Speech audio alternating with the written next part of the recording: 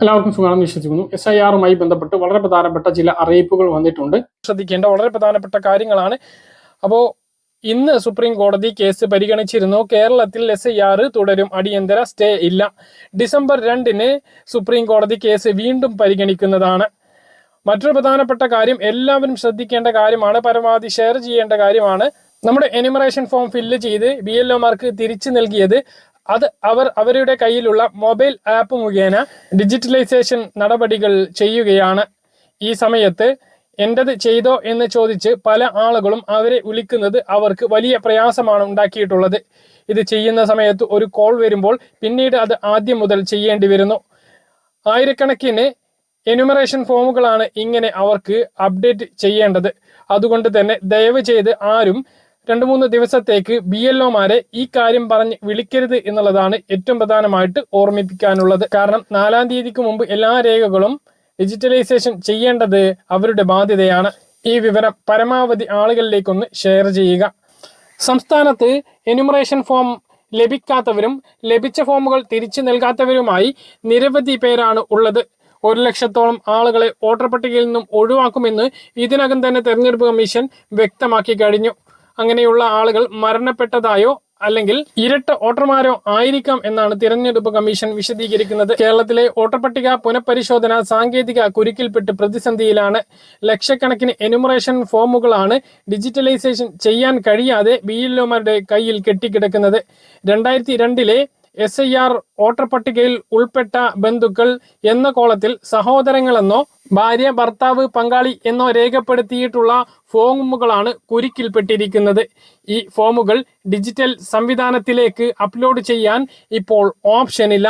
മാതാവ്, പിതാവ്, അവരുടെ മാതാപിതാക്കൾ എന്നിവരെ മാത്രമാണ് പ്രോജനയിൽ ആഡ് ചെയ്യാൻ കഴിയുന്നത്. നേരത്തെ എല്ലാ ബന്ധുക്കളെയും ഉൾപ്പെടുത്താം എന്ന് പറഞ്ഞിരുന്നു എങ്കിലും എന്യൂമറേഷൻ ഫോം വിതരണം ചെയ്ത് 19-ാം ദിവസമാണ് CEO മാധ്യമങ്ങളോട് ഈ കാര്യം പറഞ്ഞത്. ഈ കാര്യം കൊണ്ട് തന്നെ ഫോം ഫില്ല് ചെയ്ത് കൊടുത്തിട്ടുള്ള നിരവധി വോട്ടർമാരുടെ കാര്യം വളരെ പ്രയാസത്തിലാണ്. വോട്ടർ പട്ടികയിൽ നിന്നും അനർഹർ പുറത്താകാതിരിക്കാൻ BLAമാർ ജാഗ്രത പാലിക്കണം. വോട്ടർ പട്ടികയിൽ നിന്നും പുറത്താകില്ല എന്ന് ഉറപ്പുവരുത്താൻ രാഷ്ട്രീയ പാർട്ടികളുടെ ബൂത്ത് ഏജന്റുമാർ, അതായത് BLAമാർ കൂടുതൽ ഉത്തരവാദിത്തം കാണിക്കണമെന്ന് മുഖ്യ തെരഞ്ഞെടുപ്പ് ഓഫീസർ CEO വ്യക്തമാക്കി. പുനഃപരിശോധനയുടെ ഭാഗമായി പട്ടികയിൽ നിന്നും ഒഴിവാക്കപ്പെടുന്നവരെ BLA, BLO യോഗം ചേർന്ന് പരിശോധിക്കണം.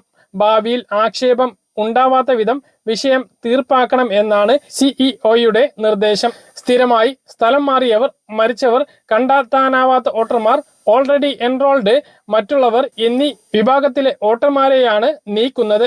BLOമാരാണ് ഇക്കാര്യത്തിൽ റിപ്പോർട്ട് നൽകുക. റിപ്പോർട്ട് ശരിയാണോ എന്ന് പരിശോധിക്കാൻ പ്രത്യേക പദ്ധതിയോ ഇടപെടലോ ഉണ്ടാകില്ല. മറ്റുള്ളവർ എന്ന വിഭാഗക്കാരെ എങ്ങനെയാണ് വിവേചനം ചെയ്യുന്നത് എന്ന് BLOമാർക്ക് മാത്രമേ അറിയൂ. സ്ഥിരമായി താമസം മാറിയതെന്നും ഇരട്ട വോട്ടറാണ് എന്നും റിപ്പോർട്ട് നൽകുന്നത് ഏത് വിവരത്തിന്റെ അടിസ്ഥാനത്തിലാണ് എങ്കിലും ആശയക്കുഴപ്പമുണ്ട്. കൃത്യമായി അന്വേഷിച്ച് സമയമെടുത്ത് ചെയ്യേണ്ട പ്രവർത്തനങ്ങൾ സമയം ഒട്ടും ഇല്ലാത്തതാണ് വിനയായിട്ടുള്ളത്. 3 തവണ വീട് കയറണം എന്നുള്ളതാണ് കമ്മീഷന്റെ നിർദ്ദേശം. പക്ഷെ സമയക്കുറവ് കാരണം ഇത് ചെയ്യുന്നില്ല. 1 തവണ പോയ ശേഷം ആളില്ല എന്ന് കാരണം പറഞ്ഞ് ഫോം വാങ്ങാത്തവരും ഉണ്ട്. ഒഴിവാക്കൽ പ്രക്രിയ BLOമാർക്ക് എളുപ്പത്തിൽ നടപ്പിലാക്കാവുന്നതായി മാറിയെന്ന് പരാതിയുണ്ട്. പട്ടികയിൽ നിന്നും നീക്കുന്നവരുടെ വിവരങ്ങൾ അടിസ്ഥാനത്തിൽ പുറത്ത് വിടണമെന്നും ജനങ്ങൾക്ക് പരിശോധിക്കാവുന്ന രീതിയിൽ വെബ്സൈറ്റിൽ പ്രസിദ്ധീകരിക്കണം എന്നും രാഷ്ട്രീയ പാർട്ടികൾക്ക് കോപ്പി നൽകണം എന്നും ആവശ്യം ശക്തമാണ്. ഇല്ലെങ്കിൽ ഒരുപാട് ആളുകൾ പുറത്താകുന്ന സാഹചര്യം ഉണ്ടാകും. ഇനി നമ്മൾ ചെയ്യേണ്ട കാര്യം, മറ്റൊരു പ്രധാനപ്പെട്ടത്, പുതിയ വോട്ടർ ID കാർഡിനുള്ള രജിസ്ട്രേഷൻ ആരംഭിച്ചിട്ടുണ്ട്.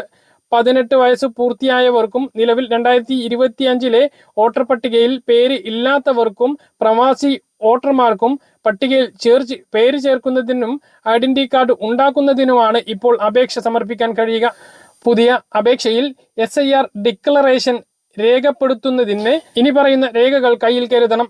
പാസ്പോർട്ട് സൈസ് ഫോട്ടോ, തിരിച്ചറിയൽ രേഖയായി ആധാർ കാർഡ്, പാസ്പോർട്ട് മുതലായവ ഇതിൽ ഏതെങ്കിലും ഒന്ന്.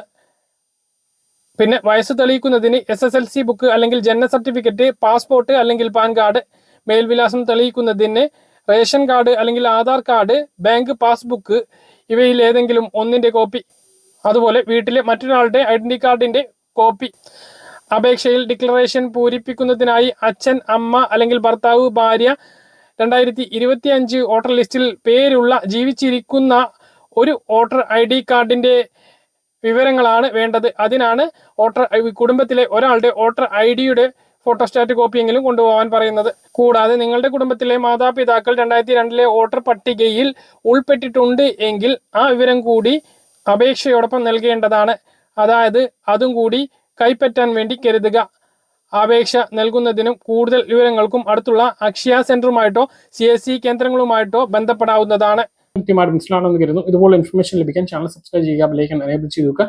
മറ്റൊരു വീഡിയോയുമായി നമുക്ക് കാണാം. ബൈ.